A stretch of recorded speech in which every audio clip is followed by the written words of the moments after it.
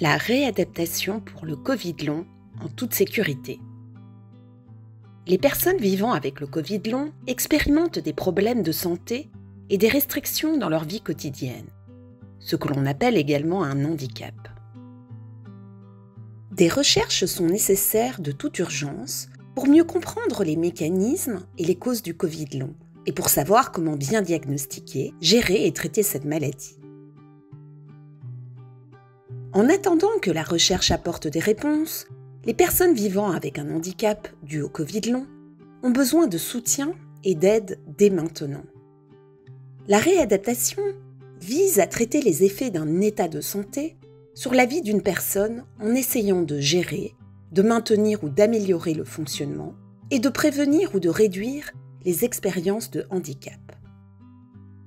La réadaptation, comme tout autre traitement ou médicament, doit être sûre et efficace et ne pas aggraver les symptômes ou la situation de handicap. Alors, qu'est-ce qu'une réadaptation pour le Covid long en toute sécurité ? La réadaptation ne se résume pas à une seule chose, ni à seulement faire de l'exercice. La réadaptation est un terme large qui englobe toute activité ou intervention susceptible de remédier à une situation de handicap pour aider les personnes à être aussi indépendantes que possible dans les activités quotidiennes et leur permettre de participer à des rôles significatifs dans la vie, tels que celui de partenaire, d'employé ou de fournisseur de soins. La réadaptation doit être centrée sur la personne, orientée vers des objectifs et individualisée en fonction des symptômes, des problèmes de santé et de la situation de handicap.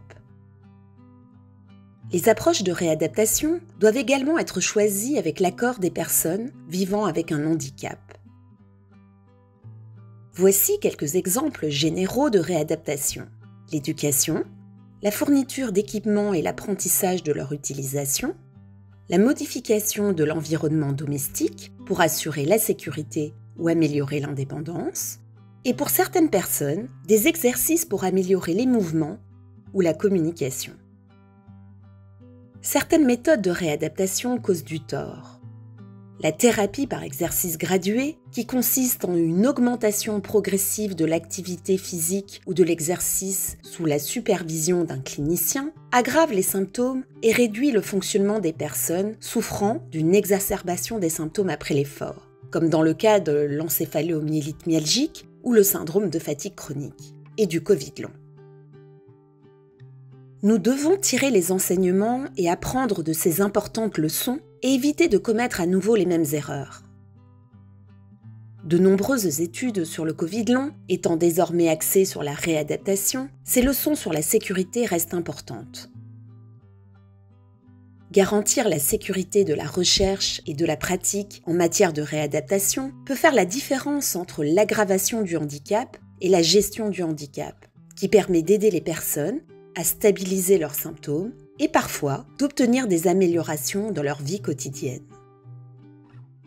Nous savons que la réadaptation n'est pas un remède aux causes du Covid long.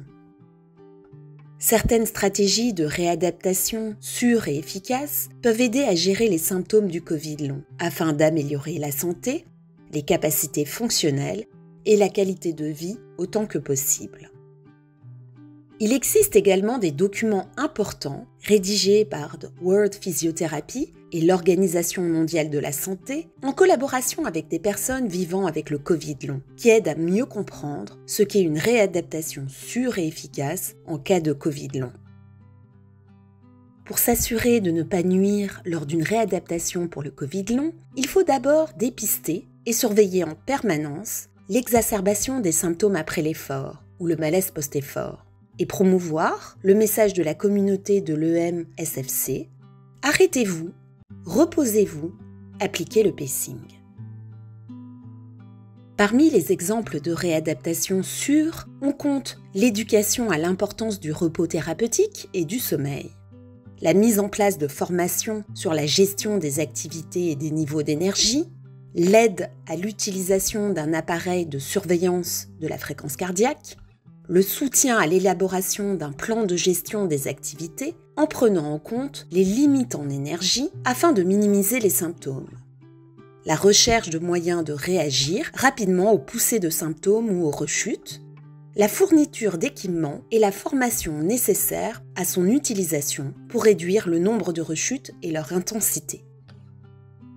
L'expérience du Covid long est propre à chacun, et par conséquent, toute approche de réadaptation visant à gérer les symptômes et le handicap doit être centrée sur la personne et individualisée.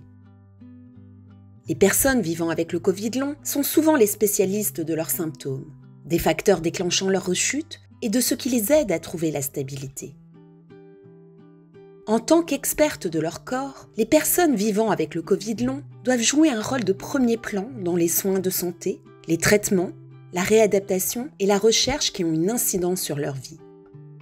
Dans la prochaine vidéo, nous parlerons du pacing.